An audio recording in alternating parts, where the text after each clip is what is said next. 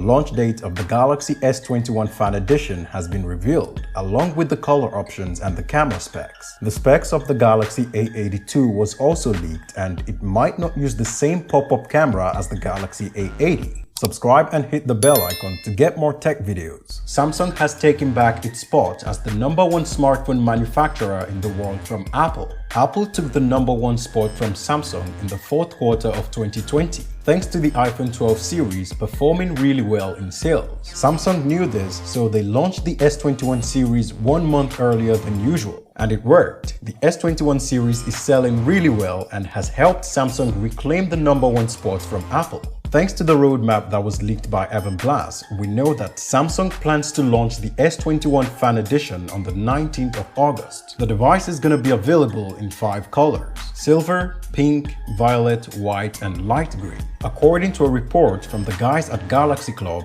the Galaxy S21 Fan Edition will be equipped with a 32-megapixel selfie camera. Megapixel count isn't everything when it comes to smartphone photography, but with that sensor, the S21 Fan Edition is gonna take some detailed selfies. Also in the news, the Galaxy A82 will not use the same rotating pop-up camera as the Galaxy A80. Evan Blass posted a picture of a Galaxy device last month, and today he confirmed it to be the Galaxy A82. The device has a selfie camera punch hole cutout at the top, so there's no way it's gonna use any type of pop-up camera for the selfie. The device was also leaked by Google Play Console, and it confirms that it's gonna be powered by the Snapdragon 855 Plus. That's pretty powerful for an upper mid-range device, but it would have been better to see the Exynos 1080 in this segment. It's gonna have 6GB of RAM and will ship with Android 11 out of the box. The A82 is gonna be called the Galaxy A Quantum 2 in South Korea, and that's because it's the second device that's gonna ship with a Quantum chip in South Korea.